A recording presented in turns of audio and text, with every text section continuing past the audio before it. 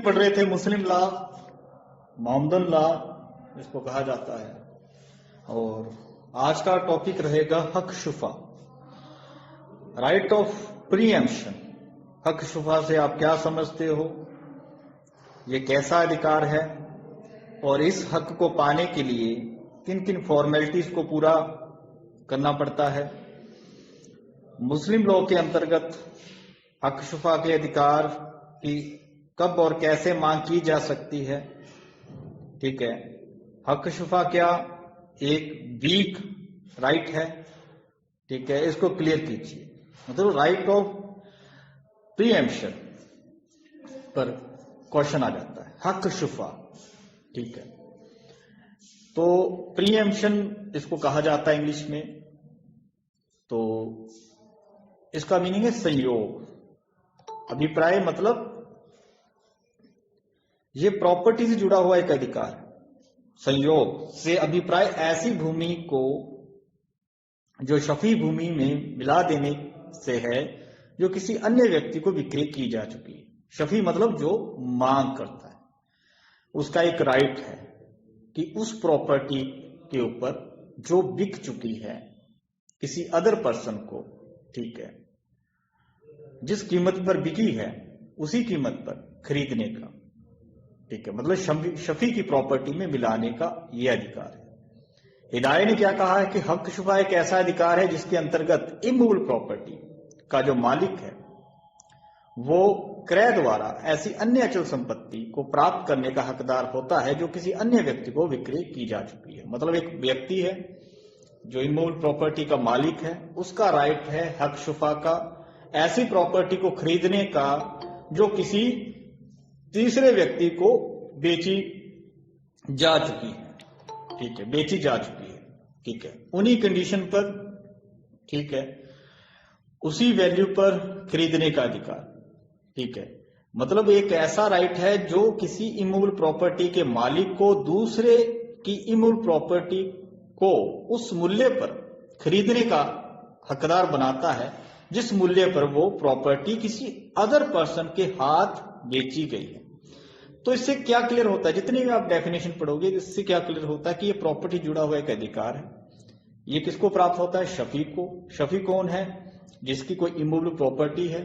ठीक है, और उसके साथ जो अटैच इमूवेबल प्रॉपर्टी है किसी और की जिसको बेचा जा चुका है या प्रस्थापना की गई है और जिस कीमत पर बेचा गया है उसी कीमत पर खरीदने का अधिकार, ये हक शुफा होता है, राइट ऑफ प्रीएम्पशन। ठीक है, तो इसमें आप कह सकते हो तीन व्यक्ति होते हैं, तीन पक्षकार। एक तो वो जो प्रॉपर्टी को बेचता है, एक वो जो उसको खरीदता है मतलब थर्ड पर्सन, एक वो जिसका ये राइट है हक शुफा का। ठीक है, मतलब ये आप कह सकते हो ये इंडिया का नहीं है, ये बाहर से आया है। ठीक है, जो मुस्लिम कंट्री है वहां पर ये चलता था, वहां से लोग आए, इस अधिकार को साथ में लेकर आए। ठीक है, तो ये क्या था कि आप कह सकते हो कि पुराने समय में लोग अपने एरिया वाइज रहते थे, कम्युनिटी वाइज, ये मोहल्ला टाइप, ये इनका ये इनका। ठीक है, तो वहां पर क्या होता था कि कोई व्यक्ति अगर प्रॉपर्टी बेच रहा है तो अपने वो जो उसका साथ वाला है, पड़ोसी है या उसी घर में ही रहता है, उसका भाई बंधु, तो उससे वो पहले पूछेगा, ठीक है, क्या तुम प्रॉपर्टी खरीदना चाहते हो। अगर उसने उससे पूछे बिना प्रॉपर्टी बेच दी, मान लो बाहर वाले व्यक्ति को बेच दी, थर्ड पर्सन को, तो वहां पर क्या होता था कि मान लो भी थर्ड पर्सन है, अननोन पर्सन है। ठीक है, वो जानता नहीं है। ठीक है, सीधी सी बात है कि जैसे आपके घर में ही आपका को शेयरर है, आपका भाई है, बंधु है, अगर वो अपना हिस्सा बेचना चाहता है तो अगर वो सीधा किसी थर्ड पर्सन को बेच दे जो अननोन पर्सन है, जिसको आप नहीं जानते, वो आकर आपके साथ रहेगा, आपके पड़ोस में रहेगा, आपके साथ रहेगा, एज ए को शेयरर रहेगा, तो वहां पर देखो हो सकता है कि आपको आपके इंजॉयमेंट के अंदर कोई विघ्न पैदा। भाई अननोन पर्सन है, वो आएगा, ठीक है, आपके साथ रहेगा, हो सकता है आपकी बने ना बने या कुछ ऐसा।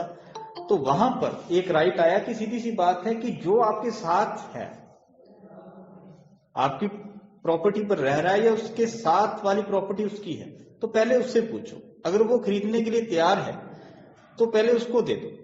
अगर बिना उससे पूछे आपने प्रॉपर्टी अदर पर्सन को बेच दी, थर्ड पर्सन को, ठीक है, फिर जो साथ वाला है, जो शफी है, उस प्रॉपर्टी को प्राप्त कर सकता है उसी कीमत पर जिस कीमत पर वो बेची गई, क्योंकि उसका ये हक शुफा का अधिकार है। ठीक है, जैसे एक मकान में 2 कमरे हैं, एक का स्वामी ए है, दूसरे का बी है। बी अपना कमरा सी को बेचना चाहता है, जो एकदम से अनजान व्यक्ति है। अब वो आके रहेगा वहां, ठीक है, तो ए के साथ हो सकता है कि उसकी ना बने या कुछ ऐसा, क्योंकि उसको जानता ही नहीं है और उसके साथ रहेगा, तो थोड़ा सा सही नहीं लगता। इसलिए ए से पहले पूछा जाना चाहिए। अगर ए से पूछे बिना बी ने वो प्रॉपर्टी सी को बेच दी, तो ए उसी कीमत पर जिस कीमत पर वो प्रॉपर्टी सी को बेची गई है खरीदने का हक रखता है। इसको ही कहते हैं राइट ऑफ प्रीएम्पशन। मतलब जो अननोन पर्सन है उसकी एंट्री पर रोक लगाना, उसकी एंट्री पर रोक लगाना। ठीक है, तो ये है हक शुफा का अधिकार। तो हक शुफा की मांग कौन कर सकता है? 3 व्यक्ति हैं। एक जो है वो होता है संपत्ति में से अंशधारी, को शेयर।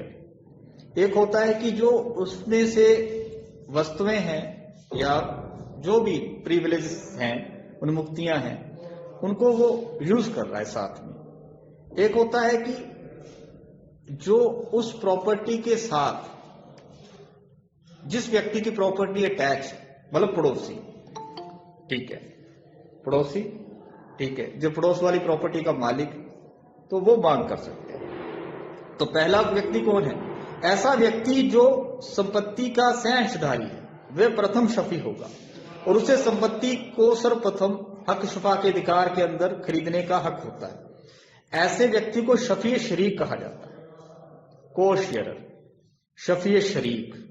शफी शरीक कौन होता है भाई? जैसे आप कहते हैं ना, शरीक आपका भाई बंधु है या कुछ, जैसे एक मकान है, आधा आपके भाई का है या चाचे का या कोई भी, वो शरीक है।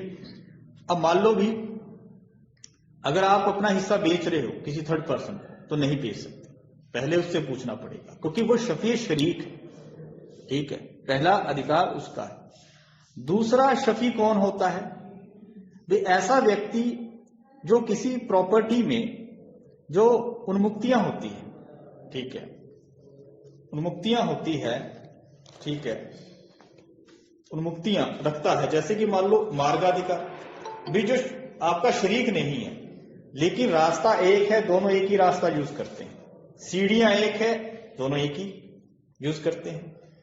ठीक, और उसके अलावा मान लो भी पानी का सोर्स कुआं, ठीक है, तो वहां पर दोनों एक ही यूज करते हैं, तो वो क्या है? उसको कहा जाता है शफी खलीद, शफी खलीद। ठीक है, शफी खलीद। और तीसरा व्यक्ति शफी जार। जार कौन है? जो दीवार के उस पार, दीवार के उस पार। तो सबसे पहला राइट किसका होता है? शफी शरीक का। अगर शफी शरीक है तो वो प्रॉपर्टी लेगा और वो बाकियों को बार कर देगा। बार मतलब रोक देगा, किसको? शफी खलीद और शफी जार को। शफी शरीक नहीं है, फिर राइट बनता है शफी खलीद का, वो शफी जार को बाहर कर देगा, वो शफी खलीद उस प्रॉपर्टी को खरीदेगा। अगर ये दोनों नहीं है, फिर तीसरा राइट किसका होता है? शफी जार का। मतलब यहां पर जो पहले है शफी शरीक, पहले उसका राइट, फिर शफी खलीद और जार ये मांग नहीं कर सकते। मतलब पहला दूसरे को बाहर करना इस अधिकार से। तो ये है, तो ये है। अब कहते हैं कि हक शुफा की मांग की जानी चाहिए बहुत ही सावधानी से। ठीक है, 3 मांग इसके अंदर बता रखी है। पहली है तलब मुवासियत, तलब मुवासियत। इसको कहा जाता है कि फर्स्ट डिमांड। ठीक है, जैसे ही सूचना मिलती है विक्रय की, सेल की, तो इमीडिएट, तत्काल, ठीक है, ये मांग करनी चाहिए। तलब मुवासियत, फर्स्ट डिमांड।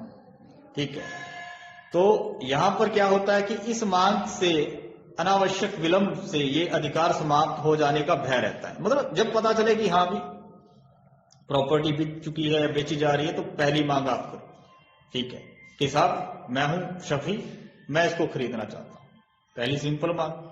अब पहली मांग अगर फेल हो जाए, काम ना बने, फिर सेकंड मांग, ठीक है, जिसको कहा जाता है पुष्टिकरण, रेक्टिफिकेशन की मांग, तलब ए इशहाद, ठीक है, तलब ए इशहाद, ठीक है। तो फिर ये किसके सामने की जाएगी?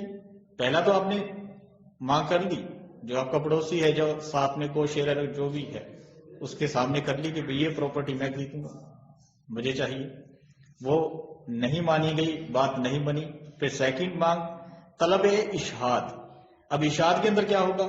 जो प्रॉपर्टी बेच रहा है और जो खरीद रहा है, ठीक है, उसके सामने, मतलब सेलर और बायर के सामने की जानी चाहिए कि साहब ये देखो, आप प्रॉपर्टी बेच रहे हो, आप खरीद रहे हो, ये प्रॉपर्टी पर हक मेरा है क्योंकि मैं शफी हूं, इसमें फर्स्ट राइट मेरा है खरीदने का, अगर ये बेच रहा है तो, ठीक है। और साथ में 2-4 बंदे भी लेकर जाओगे एज ए विटनेस कि देखो मेरी पहली मांग को नहीं माना गया, अब मैं आप साथ में 2-4 बंदे भी लाया जो सबूत होंगे इस बात का कि मैंने मांग की थी सेलर और बायर के सामने। तो 2 विटनेस, ठीक है, साथ में लेकर जाओगे, ठीक है। अब दूसरी डिमांड से भी काम नहीं बना, उन्होंने कहना नहीं माना, ठीक है, दूसरी डिमांड से भी काम नहीं बना, फिर क्या करोगे?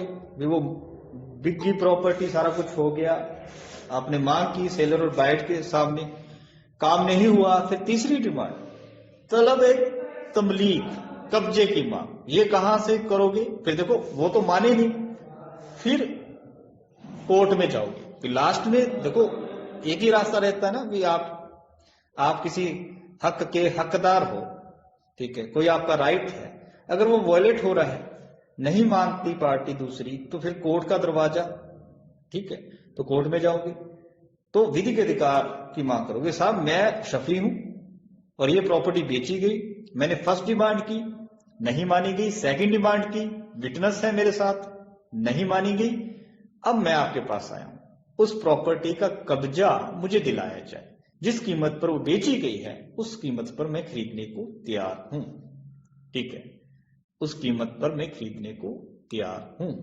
ठीक है। तो इस तरीके से 3 डिमांड की जा सकती है, ठीक है। तलबे मुवासियत फर्स्ट डिमांड, सेकंड डिमांड तलबे इशाद before seller and buyer with witness, third demand before court, न्यायालय के सामने कब्जा दिलाया जाए, नहीं मान दे। अब इस राइट की समाप्ति कब होती है? ठीक है, जब मान लो शफी खुद ही ये अधिकार त्याग दे कि नहीं मुझे नहीं चाहिए, ठीक है, या उसने कोई कंपनसेशन ले लिया प्रतिकर, तो भी हो सकता है, या फिर केस फाइल करने से पहले ही शफी की मृत्यु हो गई। लेकिन अगर केस फाइल करने के बाद शफी की मृत्यु होती है, उसके बाद उसके जो वारिस है वो उसको कंटिन्यू रख सकते हैं, उसको कंटिन्यू रख सकते हैं। क्लियर? अब क्वेश्चन ये उठता है कि ये जो राइट है क्या ये संवैधानिक है, कॉन्स्टिट्यूशनल है? भी कॉन्स्टिट्यूशन आपको फ्रीडम देता है, आर्टिकल 19, ठीक है, आजादी, राइट टू फ्रीडम। अब मान लो भी किसी व्यक्ति को कोई प्रॉपर्टी बेचने से आप रोक रहे, उसकी प्रॉपर्टी को किसी को भी बेचे, ठीक है, तो उसकी कहीं ना कहीं तो कोई जो पावर है, उसकी जो अधिकार है वो तो कैच हो रहा है, वायलेट हो रहा है। तो क्या ये संवैधानिक है कि किसी व्यक्ति को बाउंड करना कि वो प्रॉपर्टी मुझे ही बेचे और किसी को ना दे? तो क्या संवैधानिक है? क्या ये फ्रीडम को कैच नहीं कर रहा? तो इसके ऊपर काफी जजमेंट आई, ठीक है। लास्ट के अंदर ये डिसाइड किया गया, इंडिया के अंदर जो शफी शरीक है, कोशेयर साथ में रहता है शरीक, यह शफी खलीत है भी, जो एक ही रास्ता यूज कर रहा है, एक ही सीढ़ियां, एक ही पानी का सोर्स है, कुआं यूज कर रहा है, उसका अधिकार तो संवैधानिक है, उसका तो वैलिड है, वो मांग कर सकता है, वो शफी माना जाएगा, उसका राइट लीगल। लेकिन जो तीसरा शफी है, शफी शरीक, शरीक मतलब शफी जार, तीसरा है जो शफी है, जो दीवार के उस पार, जार मतलब याद रखने का तरीका है, शफी जार मतलब दीवार के उस पार भी जिसकी लैंड, जिसकी प्रॉपर्टी आपकी प्रॉपर्टी के साथ अटैच्ड, ठीक है, उसका अधिकार संवैधानिक नहीं माना गया। इंडिया के अंदर जो पहले 2 शफी है उनका अधिकार संवैधानिक माना गया है, तीसरे का अधिकार संवैधानिक नहीं माना गया, शफी जार का। शफी जार मतलब दीवार के उस पार। अब क्वेश्चन ये उठता है, क्या ये एक वीक अधिकार, एक वीक राइट है? तो सीधी सी बात है, वीक है, फीबल राइट माना गया है। इसको क्यों माना गया है? इसके भी कई कारण है। कारण क्या है? तो देखो, ये सारे व्यक्तियों को प्राप्त नहीं होता, पूरे मोहल्ले को प्राप्त नहीं है, कुछ एक लिमिटेड व्यक्ति को है, जो शरीक है या साथ को शेयर है, या जिसकी जमीन आपके साथ अटैच होती है, जो सामने वाला है गली के अंदर, तो उसको प्राप्त है क्या? नहीं। तो लिमिटेड व्यक्तियों को ये अधिकार प्राप्त है। और डिमांड जो है, डिमांड्स वो इमीडिएट होनी चाहिए, तत्काल, नहीं तो अधिकार ये समाप्त हो जाता है। और ये ओनली सेल पर लागू होता है, जब आप अपनी प्रॉपर्टी को बेच रहे हो। अदर कोई ट्रांजैक्शन कर रहे हो वहां लागू नहीं होगा। गिफ्ट कर दो, लागू होगा क्या? नहीं होगा। गिफ्ट कर रहे हो, ठीक है, वहां लागू नहीं होगा, ठीक है। या कोई और भी आप कर रहे हो ट्रांजैक्शन, वहां ये लागू नहीं होगा। एक्सचेंज कर रहे हो, वहां लागू होगा नहीं, ठीक है। और इस अधिकार को एक खत्म किया जा सकता है। जो प्रॉपर्टी बेची जा रही है उसमें से एक पट्टी छोड़कर इस अधिकार को खत्म किया जा सकता है। अब जो शफी है वो कहेगा कि साहब प्रॉपर्टी लाओ, आप इस प्रॉपर्टी को बेच रहे हो, मैं खरीदूंगा। कि भैया जो प्रॉपर्टी तेरी प्रॉपर्टी के साथ अटैच है, ठीक है, मेरी, वो तो मैं नहीं बेच रहा, मतलब 1 फुट जगह छोड़ दी बीच में, ठीक है, जो उसके साथ अटैच है। भाई तेरे साथ जो अटैच है प्रॉपर्टी, वो तो मैंने नहीं बेची, चाहे 1 फुट ही इधर की बेच रहा हूं, वो तेरे साथ अटैच नहीं है, अधिकार खत्म, सीधी सी बात है। हिबा बिल एव्स करना, हिबा बिल एव्स, हिबा क्या होता है? गिफ्ट। बिल एव्स का मतलब क्या होता है? किसी कंपनसेशन के बदले कुछ लेकर गिफ्ट करना। वैसे तो गिफ्ट फ्री के अंदर होता है, उसके बदले में कुछ नहीं लिया जाता, लेकिन हिबा बिल एव्स में कुछ ना कुछ प्रतिफल लिया गया है। प्रतिफल, कंपनसेशन नहीं, प्रतिफल, कंसिडरेशन होता तो वो हिबा ही है, लेकिन उसके एव्स में कुछ ना कुछ कंसिडरेशन लिया जाता है, तो वो वैलिड माना जाता है। अब आपने हिबा बिल एव्स कर दिया प्रॉपर्टी का, कि मैं इस प्रॉपर्टी को हिबा के अंदर दे रहा हूं। कौन सी हिबा? हिबा बिल एव्स। अब उसके बदले में वो पैसा ले लिया या कुछ ले लिया, कंसिडरेशन ले लिया, फायदा ले लिया। अब देखने में हो सकता है कि वो सेल लगे, लेकिन सेल नहीं है, वो हिबा है, हिबा बिल एव्स है, और ये ओनली सेल पर लागू होता है। तो इसलिए इस अधिकार को भी खत्म किया जा सकता है। या ऊंची कीमत मांग ली दिखावटी तौर पर, दिखाने के लिए, उसके पास पैसा नहीं होगा, तो ये है। अब उसके बाद आता है कि मुस्लिम कंट्री और भारत के अंदर इस अधिकार को लेकर क्या फर्क है, ठीक है। तो मुस्लिम देशों में ये अधिकार मुस्लिम लॉ के अंतर्गत लागू होता है, जबकि भारत में ये कस्टम है, एक रिवाज, ठीक है। मुस्लिम कंट्री में सिर्फ ये मुस्लिम कम्युनिटी पर लागू होता है, और यहां पर सीधी सी बात है, धर्म का कोई लेना देना नहीं है, सभी धर्मों, ये एरिया वाइज है, पंजाब के अंदर था, ठीक है, अब भी होगा शायद। उसके बाद मुस्लिम देशों में ये अधिकार तीनों का है, शफीए शरीक का, शफीए खलीद का, शफीए जार का, तीनों का अधिकार वैलिड माना गया है। लेकिन भारत के अंदर सिर्फ जो है शफीए शरीक और शफीए खलीद, दोनों का अधिकार वैलिड माना गया है। शफीए जार को ये अधिकार उपलब्ध नहीं है, ठीक है। तो ये है आपका टॉपिक, कंप्लीट होता है कि हक शुफा क्या है, ठीक है, इसके अंदर क्या होता है, इसके बारे में बताइए। हाँ जी, क्लियर हुआ?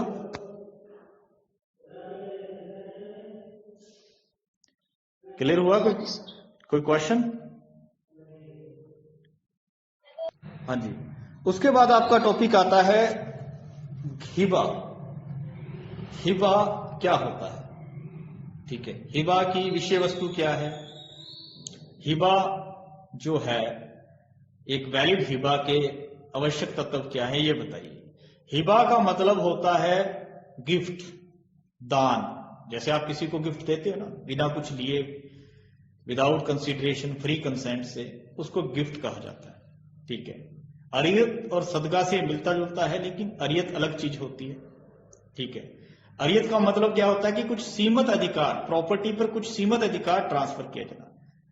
ठीक है, जैसे कि आपका बाग है, आप कहते हो कि किन्नू तोड़ सकते हो, तो ये अरियत, कुछ लिमिटेड राइट ट्रांसफर करना, एब्सोल्यूट नहीं।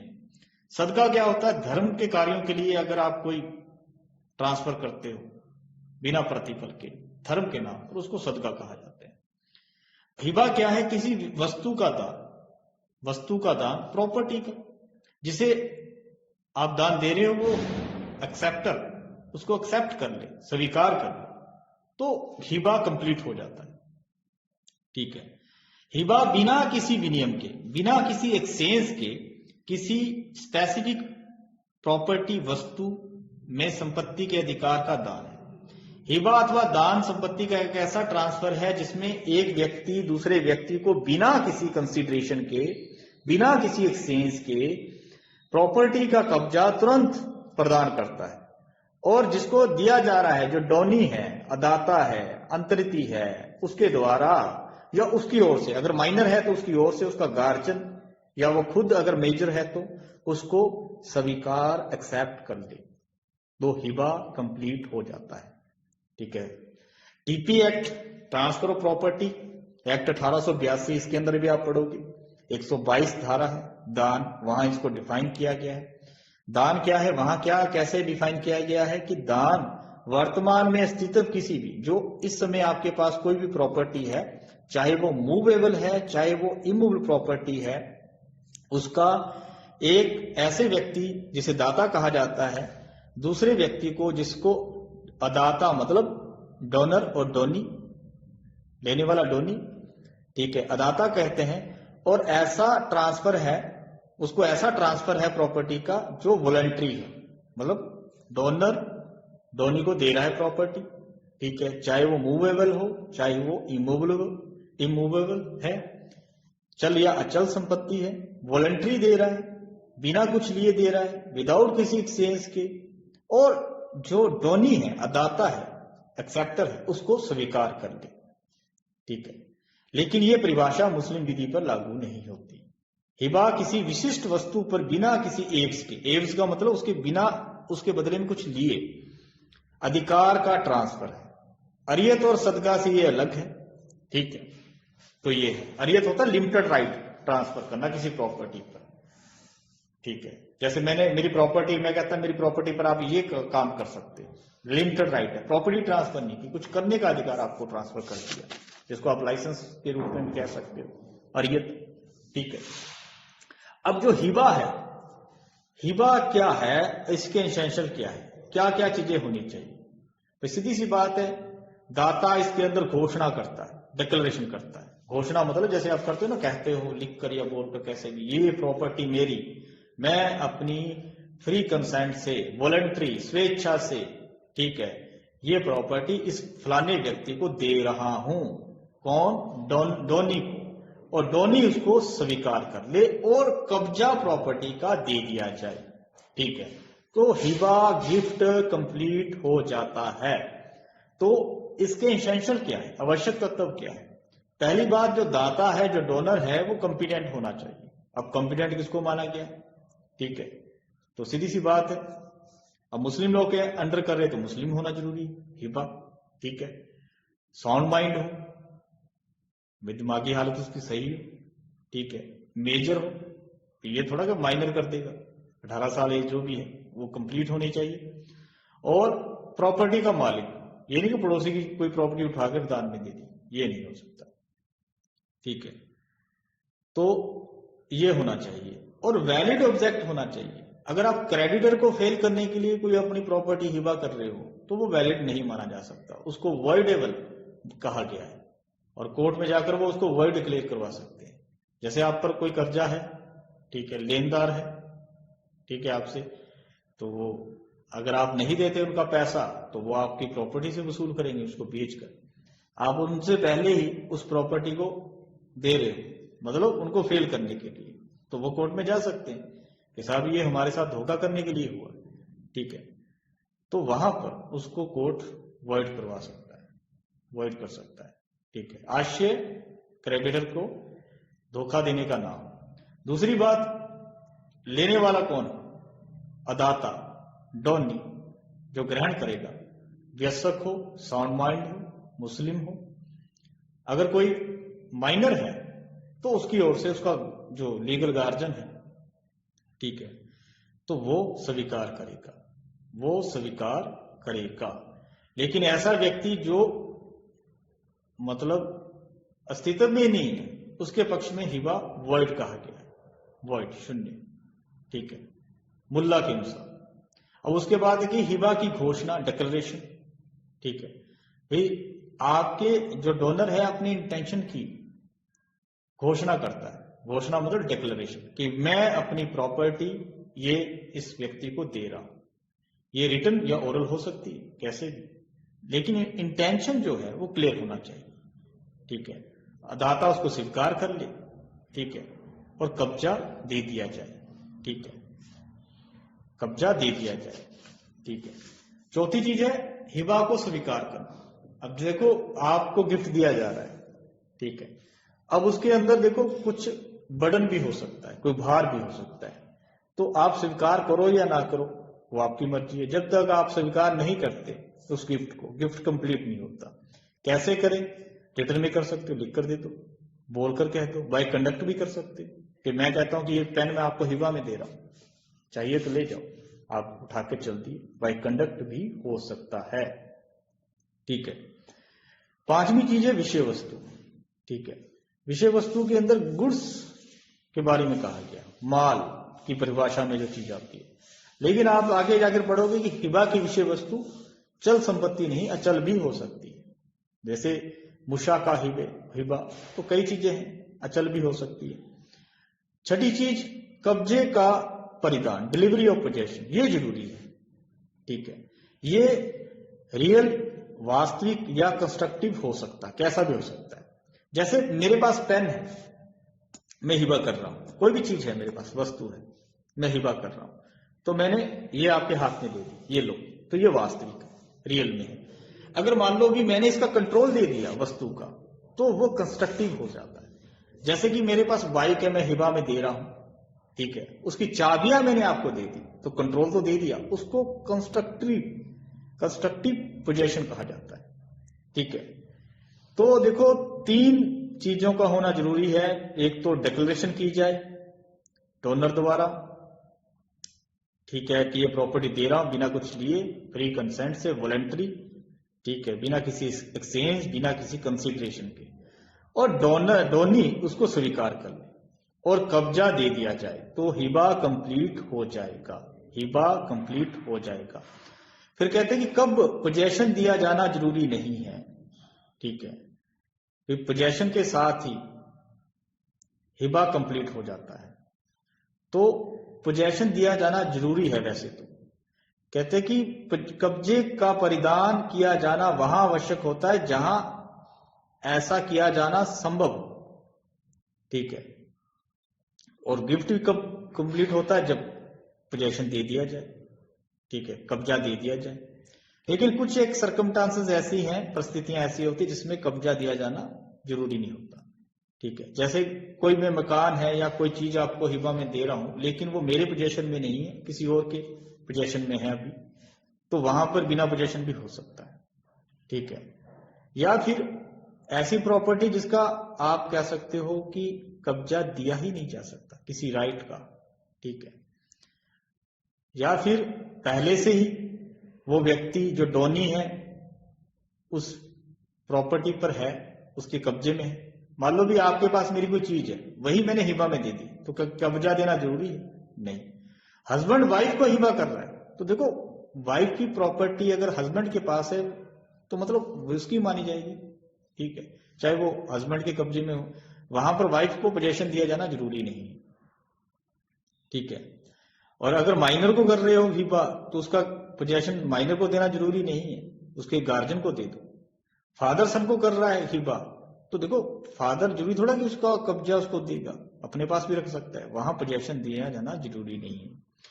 उसके बाद बताया कंस्ट्रक्टिव पोजेशन क्या होता है, आणविक, मतलब जहां पर रियल के अंदर पोजेशन देना संभव ना हो तो वहां पर कंस्ट्रक्टिव दिया जाता है। जैसे मैं मकान आपको हिबा में दे रहा हूं, तो जरूरी थोड़ा कि मकान में आपको पकड़कर या कुछ ऐसा हाथ में दूंगा, तो उसका मैं कंट्रोल दे देता हूं, ठीक है, कंट्रोल, चाबियां दे देना, ठीक है, ये सारी चीज उसके अंदर आती है, ठीक है। तो ये है। अब उसके बाद है हिबा का विखंडन। भी हिबा को कैंसिल किया जा सकता है, इसको रिवोक किया जा सकता है। तो देखो, कब्जे से, कब्जा डिलीवर करने से पहले पहले आप कर सकते हो, उसके बाद नहीं। कब्जा अगर आपने दे दिया है, ठीक है, तो फिर नहीं कर सकते, उससे पहले कर सकते, उसके बाद बहुत मुश्किल है। हाँ, दो चीजें हैं। अगर मान लो भी डोनी अपनी सहमति देते हैं, जैसे मैंने आपको मोबाइल हिबा के अंदर दिया और बाद में कहा कि यार मुझे चाहिए, मुझे यूज में लेना है, मुझे वापिस कर दो, तो अगर आपने सहमत हो गए, वापिस दे दिया, तो हो सकता है। या दूसरा रास्ता है बाई कोर्ट। कोर्ट में कैसे करोगे भी, मान लो भी मेरे पास कोई प्रॉपर्टी है, आपने मुझे डरा धमकाकर वो प्रॉपर्टी हिबा में ले ली, गिफ्ट में ले ली। अंडर इन्फ्लुएंस हो सकता है, क्वेश्चन हो सकता है, फ्रॉड हो सकता है, ठीक है।